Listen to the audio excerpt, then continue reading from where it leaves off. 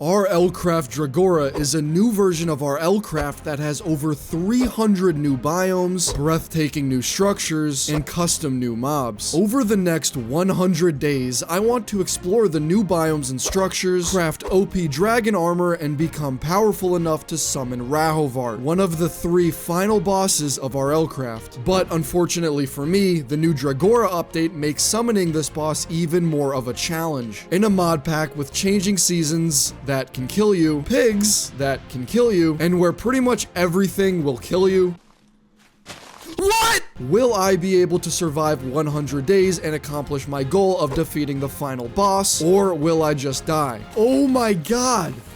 Oh my god! He took my weapon! He took my weapon, dude! Oh my god, I'm dead. Bro, I'm actually cooked. Well, grab a snack and get comfortable because this is 100 days in RLCraft Dregora. After several attempts of me dying over and over again immediately upon spawning in, let's go, dude. Oh my god. Wait, what? Cows can kill you? What? The RLCraft gods finally smiled upon me.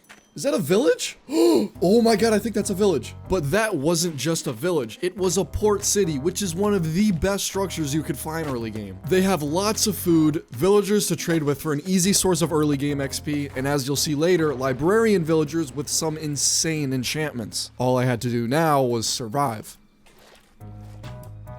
Am I getting shot at? He's shooting at me. He's shooting at me. He's shooting at me.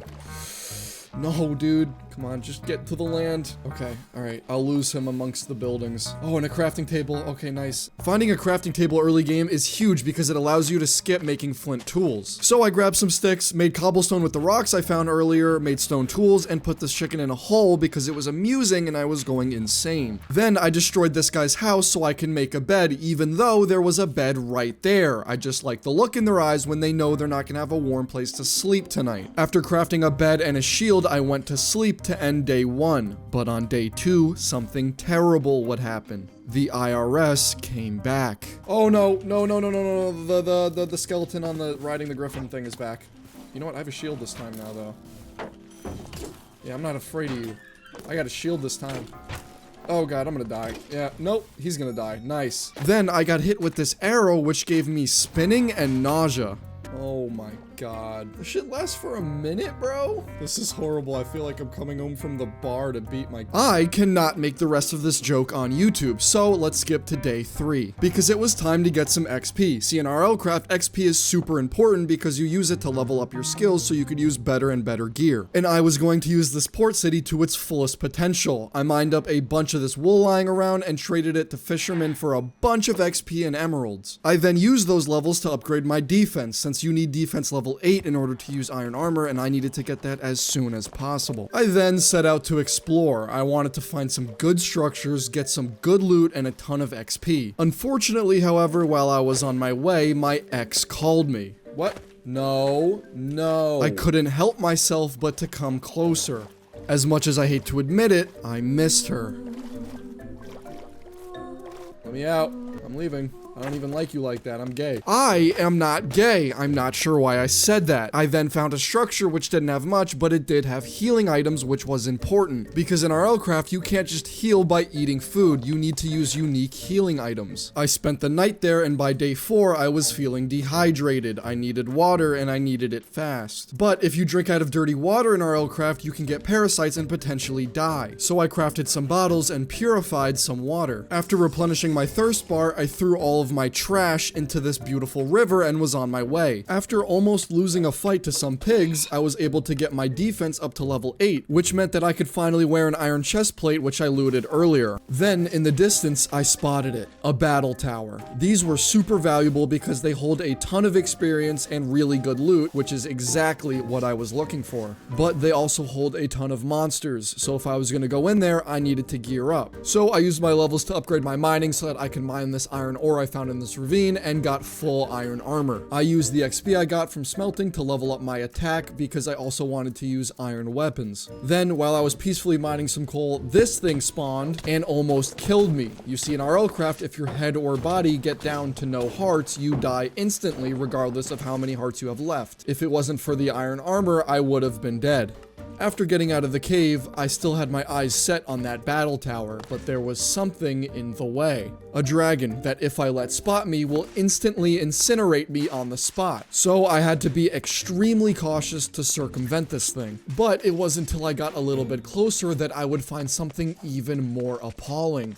Oh, hell no, they added New York City rats to RLCraft. I continued pushing forward this whole time, being circled by this dragon. After making it to the battle tower, I immediately mined these spawners for some juicy XP, and I got a gold ingot. This was huge because, as you could see, I was struggling with storage space, but now I could craft a backpack. Or at least I could if I had one piece of wool, which I didn't. After seeing this infernal zombie, which for those of you who don't know, is basically just a zombie with superpowers, I decided to head home and sort out my inventory. Right now, an infernal mob basically meant instant death, so unfortunately I couldn't loot the rest of the battle tower, but don't worry, in this playthrough we are going to get so overpowered these things are basically going to be like gnats to us. For now though, I got the wool I needed to craft a backpack, which was huge for storage, plus I could reforge it later for extra hearts. All we needed was a reforging table, which we could make as soon as we got our hands on some obsidian. In the meantime though, I continued to trade with the villagers for tons more emeralds and XP, which I then used to continue leveling up my skills. I got my mining up to level 8, which meant I can use iron pickaxes, and I crafted a stone saber. This weapon absorbs 25% of the damage I take when it's in my hand, and deals extra damage to mobs without chest plates, so this thing was sick. I also crafted some throwing knives, which meant now I had a ranged weapon. On day 7, I found the waystone, and it was time for another battle tower. I mined all the skeleton spawners for their juicy XP, but if I went in there, I would surely die since skeletons aim for the head. But what these skeletons didn't know was I was the tickle monster. So after some feet tickling, I went in there and even managed to take out this blighted skeleton who dropped an efficiency 3 iron pickaxe. Efficiency 3! Let's go, dude! I looted the tower, and it was time to start investing XP in magic because I wanted to make a summoning staff. Unfortunately, I was interrupted by this blighted skeleton who got my body down to half a heart. Luckily, he got distracted though, and I was able to clutch up.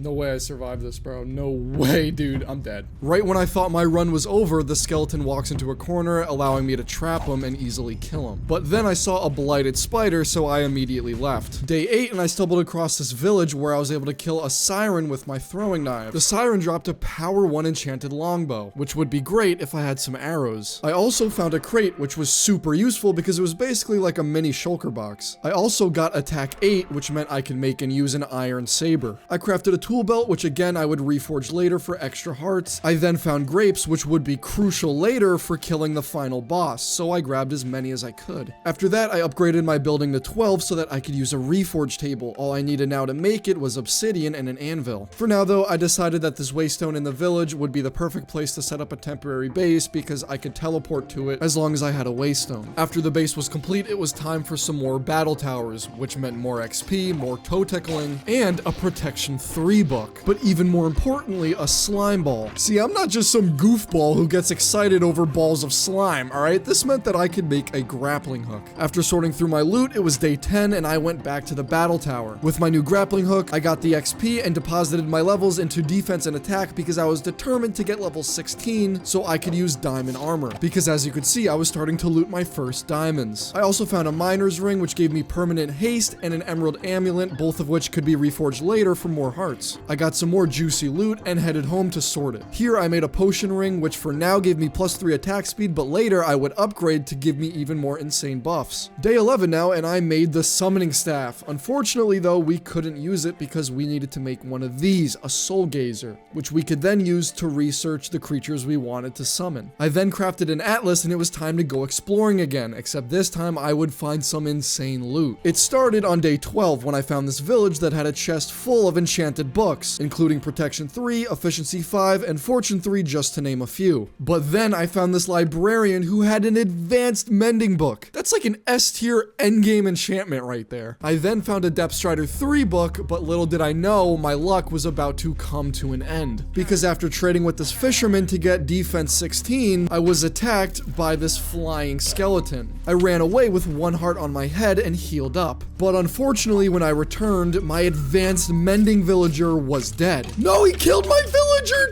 dude! I crashed out, and that brought us to day 13, where I went home. I threw on some diamond armor that I looted and went out, where I found my first dungeon. I am not ready for a dungeon right now.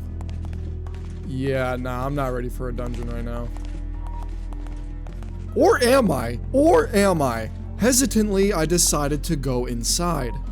Take this guy. Ah! I was not ready for a dungeon. On day 14, I found this structure which had some potions of leaping, an anvil, and most importantly, a wither skeleton skull. Because we would need to summon 2 withers before we summoned Rahovart. And then I ran into this thing. Oh, hell no. What? The fuck is this? But hold on, this video is sponsored by Factor. Factor offers delicious, ready-to-eat meals so you can eat stress-free. Every fresh, never frozen meal is chef-crafted, dietitian-approved, and ready to eat in just 2 minutes. With a weekly menu of 35 options, including Calorie Smart, Keto, Protein Plus, and Vegan and Veggie, Factor has options for everyone. Plus, they have over 60 add-ons every week, like breakfast, on-the-go lunch, snacks, and beverages, to help you stay fueled up all day long. With Factor, you can meet your nutritional goals this winter. Rather than spending money on takeout, you can get chef-crafted, restaurant-quality meals delivered right to your door for cheaper. They're ready to heat and eat in just 2 minutes, which means you could spend more time playing Minecraft. Factor sent me some of these meals, and I realized that I was missing out. When I have 2 terabytes of footage to edit and I go to the gym 5 times a week, Factor is a tremendous help in meeting my nutrition goals. Having a quick and delicious option when I'm short on time has been a huge help. Head to factor75.com or click the link below and use code 50WORLD for 50% off plus free shipping on your first Factor box. That's code 50WORLD at factor75.com to get 50% off plus free shipping on your first box. Thanks to Factor for sponsoring today's video. Oh, what is this, dude? Oh my god. I didn't know what was happening and began to fear for my life.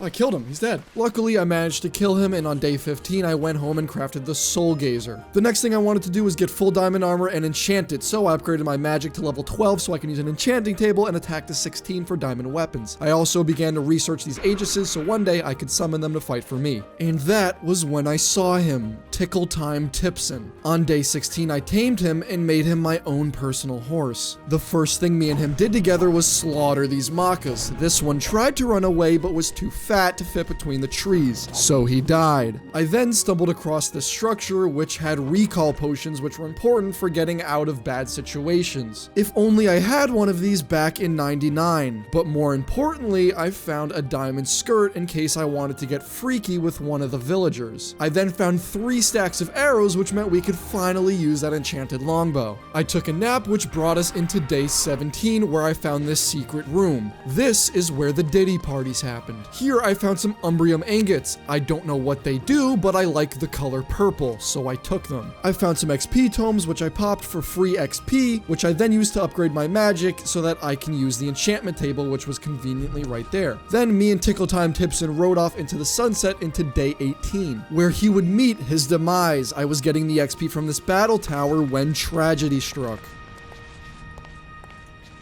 No, I literally just got him, bro. From this point on, I was determined to get revenge on the dragons that killed him. I upgraded my attack to 16 so I could use diamond weapons and finished looting the tower. That night, I was attacked by a rock, which was actually a good thing because I really needed a flying mount. Unfortunately, avian saddles were no easy feat to craft, so I didn't have one, but we would start working towards one soon, and for now, I could research it. Day 19 now, and I returned home to make a speed ring. I applied it and gave myself permanent speed. I also crafted a diamond spear and set up an enchanting table. I crafted some more bandages, continued researching the Aegises, and that was it for day 19. Day 20, and I found some Apathirs. Now these were the worst flying mount in the game, but they were a flying mount. So I hopped on it and nearly died trying to tame it.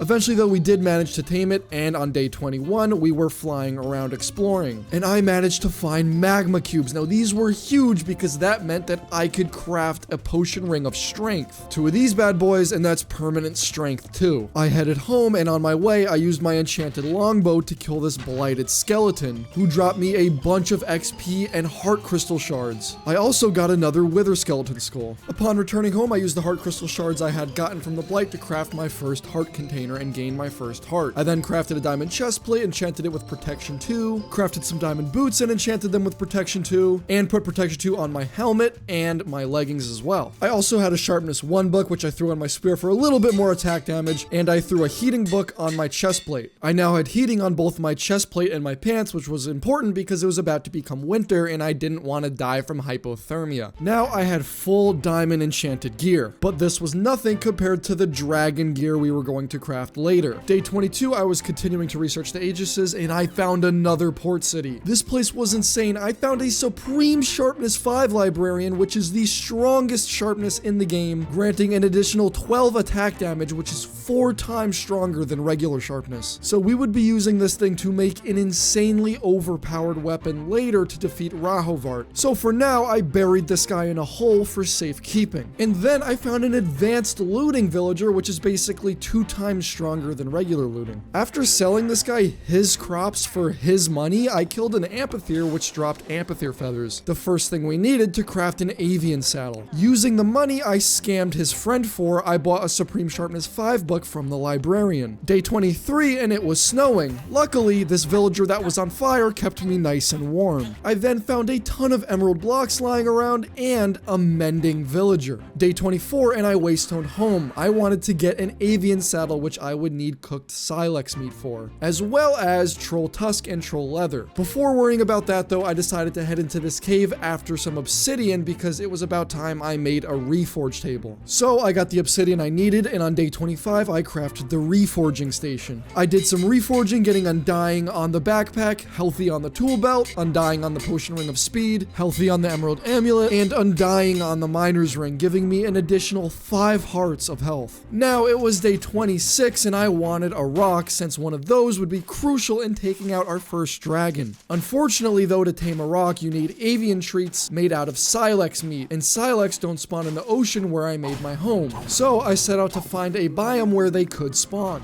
However, on my way, I got attacked by this cockatrice, which messed me up so bad I had to recall home. Jesus Christ, that voice crack. However, I came back with my summoning staff and had the boys in blue take this thing out. I kept exploring, and by day 27, I found this nice little spot with a waystone, where I decided I would set up the silex farm. Silex have a 4% chance to spawn when fishing, so I waystoned home and crafted up myself a nice fishing rod, with an upgraded reel, bobber, hook, and bait. I waystoned back, and on day 28, it was time to start building the farm. Then I cast my rod, and oh, are you kidding me? I gotta play a mini game every time I catch a fish. I was kind of hoping I could just scroll reels and brain rot during this, but no, I have to actively sit here for hours. It wasn't that bad though, because on day 29, we spawned our first silex. Then, whatever this thing is spawned and tried to kill me. Luckily, I had already separated the silex from this pool of water because I saw this coming. What I didn't see coming was my girlfriend cheating on me and this pool running out of fish. I kept getting this "there doesn't seem to be anything biting here" message. So I decided to make an entirely new pool of water and fish there. By day 31, we finally spawned our second silex. It only took 100 uses of our fishing rod. Eventually, they made love just like my girlfriend and another man. I'm still very upset about this. Not about my girlfriend, but about this dual-wielding invisible zombie who tried to kill me. On day 32, I continued to breed the silex and got Iron Skin 1 in my L menu, which gave me plus 5% damage resistance per level. I also found this gnome hill nearby, which seemed like it would make an amazing place to live. There were even nymphs outside, which, if you didn't know, provide regeneration. Day 33, and I found this cave with a ton of diamonds, heart crystal shards, and an adjacent cave with even more emeralds and diamonds. This whole time, I was spending all my levels on attack and defense to get level 24 so I could use dragon armor, because it was almost time to kill a dragon. On day 34, I I got another wither skeleton skull, and just take a look at how beautiful this biome was. I spent day 35 moving out of my temporary base and into the gnomes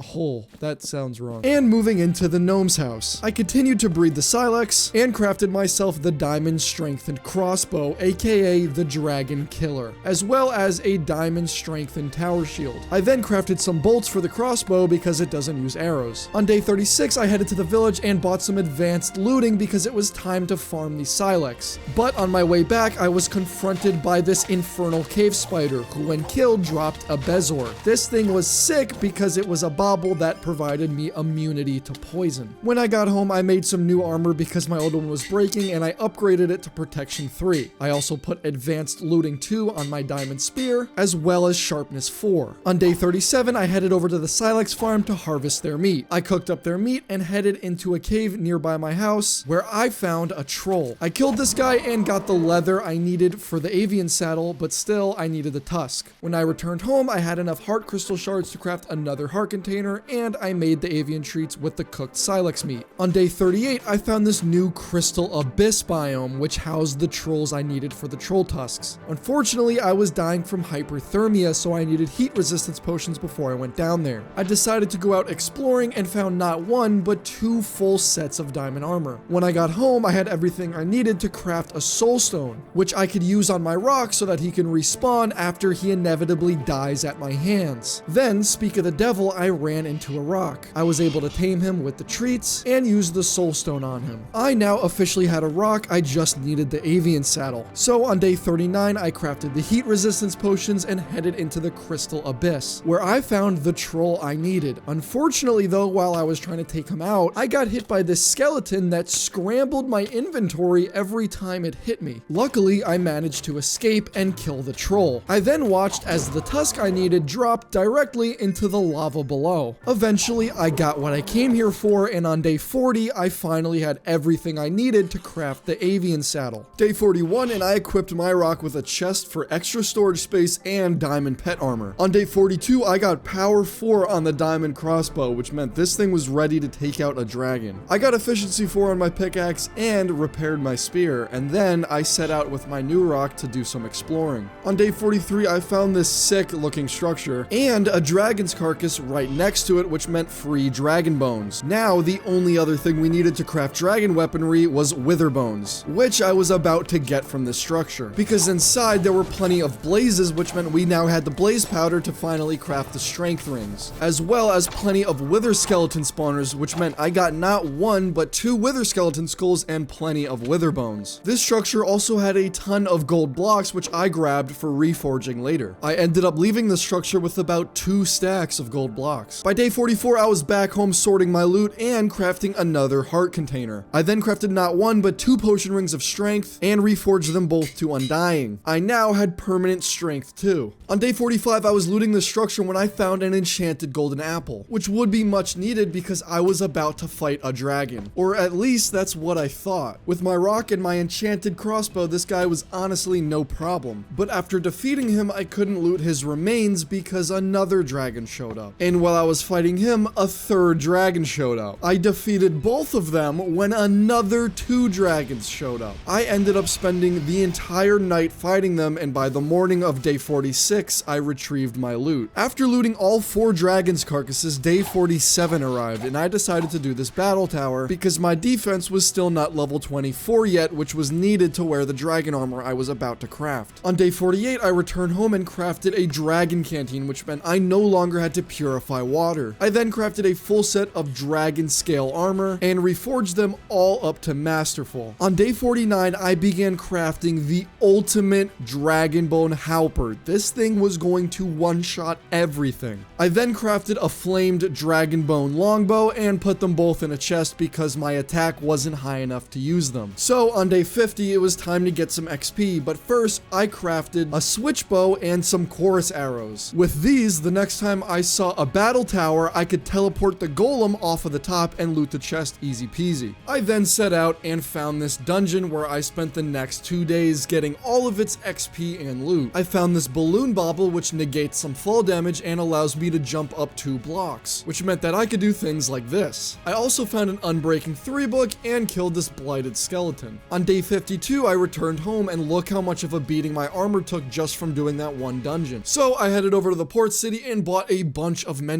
books. Day 53 and it was time to do some enchanting. I got Unbreaking 3 on my dragon scale helmet and Infinity on the Dragonbone longbow. I then made another one because I wanted to get power 4 on it as well. I then got Unbreaking 3 and Protection 4 on the dragon scale chestplate. I then got Lifesteal on the flamed Dragonbone halberd, and this is the best enchantment in all of RLCraft because it heals you based on damage dealt, and because I was about to be doing a ton of damage with this thing, I was basically going to become unkillable. I then got power 4 on the bow and Unbreaking 3 and Protection 4 on the dragon scale leggings, as well as Agility 2, which made me faster. I then put Mending on everything and combined the 2 bows to get an Infinity power 4 flame Dragonbone strengthened longbow. The next thing I needed to do was put Supreme Sharpness 5 on my Dragonbone halberd. This would double its already insane 15 attack damage to nearly 30. To put things into perspective, a netherite sword enchanted with Sharpness 5 does 11 attack damage max in Java Edition, which meant that we would be doing almost 3 times that. Day 54 and I headed out to get some more XP. I used my switchbow on this battle tower golem and cracked open the chests with TNT since they had a lock on them. I got all that loot and upgraded my attack to 24, which meant I could finally use the Dragonbone halberd. This thing was already one-shotting everything and it didn't even have Supreme Sharpness 5 on it yet. I also upgraded my agility, which meant I could use the Dragonbone longbow. Day 55 I did another battle tower and found Aussie Liner. This was huge because I could combine it with my armor and no longer suffer from the weather effects. I took out the battle tower golem and was on my way. On day 56 I found a brutal tower. Just getting near this thing caused my rock to get struck by lightning, and when I tried to resummon him, he wouldn't cooperate. Being scared by this, I left, and on day 57, I found this friendly outpost, which had a bunch of enchanted books, including a mending book. I kept exploring, and on day 58, I found an abandoned city. Just like the brutal tower, these were a new structure. They were abandoned, deteriorating over time, and overrun with deadly parasites. They did have some good loot though. I got the Aussie Liner for my leggings, a totem of undying, and some more heart crystal shards. So on day 59, when I returned home, I crafted another heart container and got Feather Falling 4 on my boots. Then it was finally time to put Supreme Sharpness 5 on the Dragonbone halberd. I also put Protection 3, Depth Strider 3, and Mending on my boots. I put Strength and Vitality 1 on my chest plate and Respiration 3 on my helmet. On day 60, I reforged my Dragonbone halberd to Legendary, meaning I got plus 15% more attack damage and plus 10% attack speed. This thing was insane. I upgraded the Aussie Liner, one with added cooling and the other with added heating, and put it on my armor. This was especially important because the Rahovart fight happens in the Nether where it is extremely hot. I also crafted a Diamond Matic, which is basically a hoe, a shovel, and an axe all in one. I then went to the Nether and killed this demon for some Nether wart to make fire resistance potions in preparation for the Rahovart fight. On day 61, I set out, and with my new gear, I absolutely ran through these battle towers. Thanks to lifesteal, I was rarely dropping hearts, even when I was walking through these battle tower golems. On day 62, I killed this infernal battle tower golem without breaking a sweat, got all the loot, and killed this blighted cave spider who dropped me a bunch of heart crystal shards. On day 63, I returned home, crafted another heart container, and did some enchanting. I got Efficiency 4 on the Diamond Matic, Protection 4 on the Dragon Scale helmet, and crafted an Efficiency 5 diamond pick. Day 64, I found a Protection 3 book at this village and was attacked by this lightning spitting dragon. I then recalled home and put that Protection 3 book on my boots to get a complete set of Protection 4 dragon armor. On day 65, I finally felt ready to take on a mega battle tower. These were one of the most dangerous structures in the game, with tons of Vex, an ungodly amount of mobs in diamond gear, and a mega battle tower golem at the top. But they also have the best loot. Unfortunately for me, however, things were about to go horribly wrong.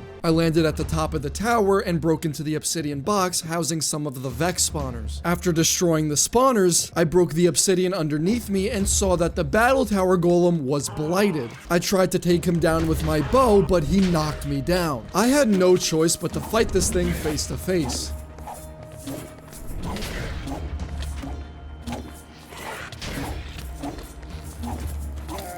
Thankfully, I was able to defeat him, gaining me an extra heart container and a bunch of XP. I then opened the chest, receiving a ton of really good loot. Most notably though, this cross necklace bauble, which increases my livability when damaged. It wasn't till I descended down into the levels that things would get bad. I was instantly swarmed by tons of mobs, and the only thing keeping me alive was my halberd with lifesteal on it, which meant that I had to keep dealing damage to gain health. I was fighting so hard that I didn't even have a chance to eat, and I actually started to starve to death. And that is when this infernal vindicator actually stole my halberd right out of my hands. I scrambled for my recall potion and went home. But what was I supposed to do without my halberd, my prized possession? On day 69, I immediately got on my rock and went back to the battle tower. This may have been impulsive, but I was determined to get my halberd back. I arrived on day 70 and entered the battle tower. I don't know where I was when I died. Oh, he's got it!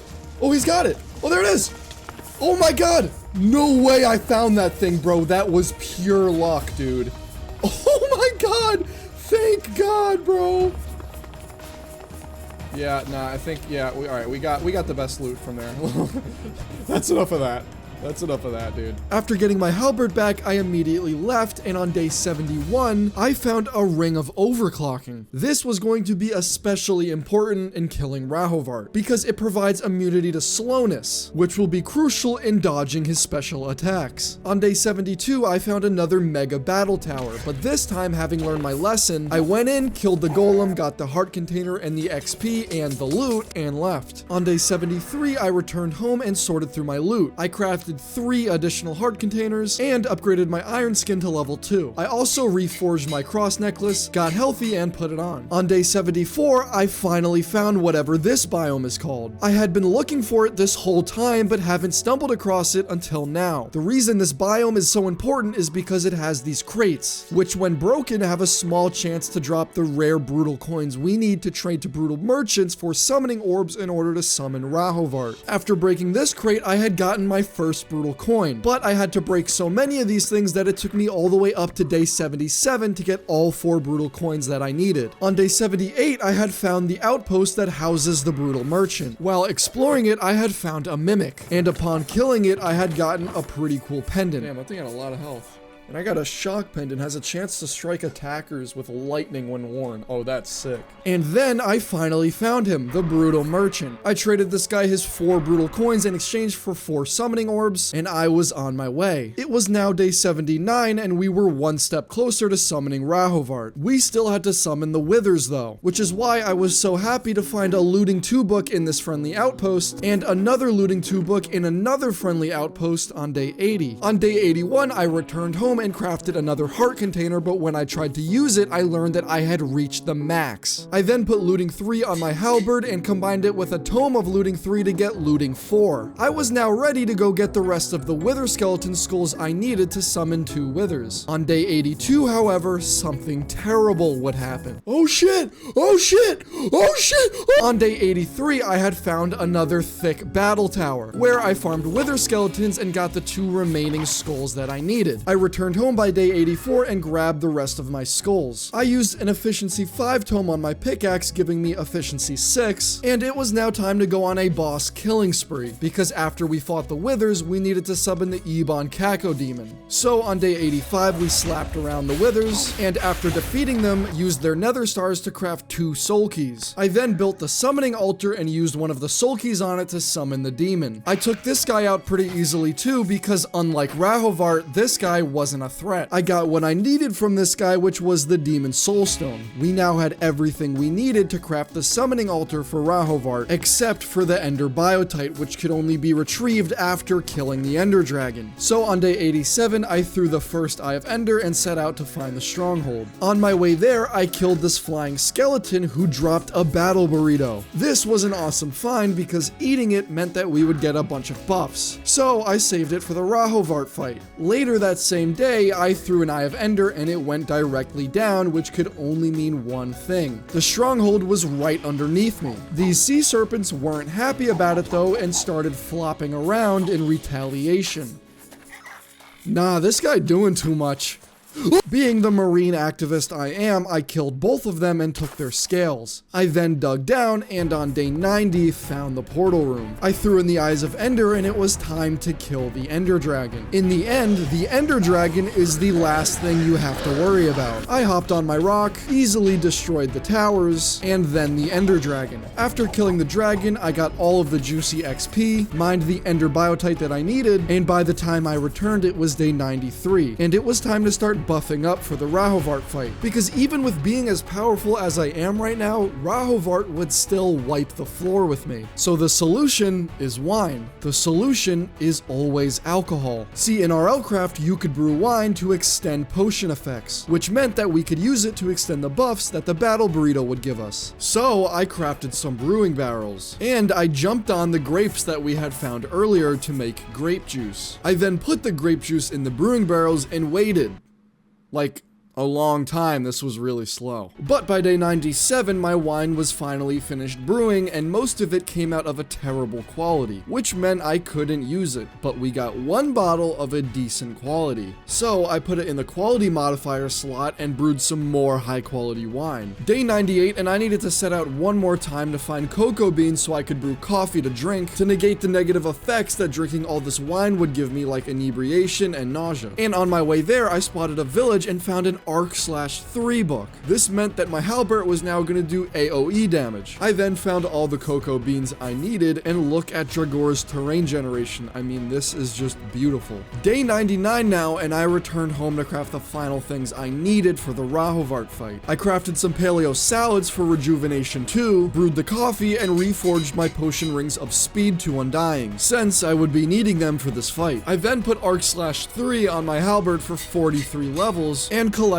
my wine. I now had a decent amount of high quality wine. It was now day 100, so it was now or never. So I headed to the Nether, dug up, and began building the summoning altar. I had practiced this fight countless times in creative, but I was still nervous, since half of those practice fights ended in me dying. Regardless, I took the buffs out of my crate and began buffing up. First, I ate the battle burrito, then the paleo salad, and then the potion of fire resistance. Finally, I drank my wine to extend the duration of my potion effects to their maximum, and drank the coffee to lower my inebriation. And I used the soul key to summon Rahovart.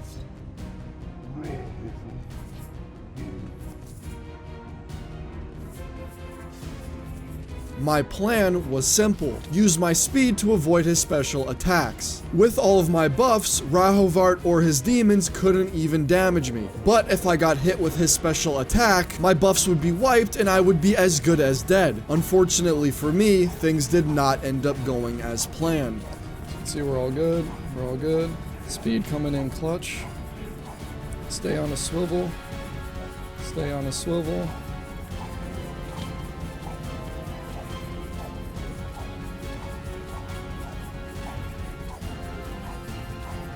Stay on it, stay behind him.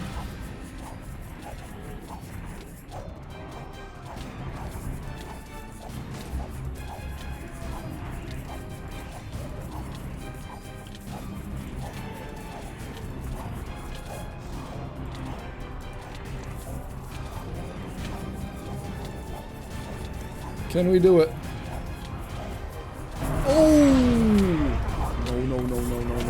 I lost my buffs, dude. I lost my buffs.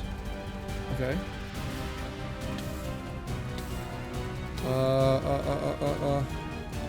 Shit. We gotta take him out with the bow. Oh no, dude, he hit me with his special ability, bro. At this point, I couldn't access any more of my buffs because they were in my crate and you couldn't place down blocks in the arena. With 2 hearts left on my head and no buffs, it was either me or him, a fight to the death.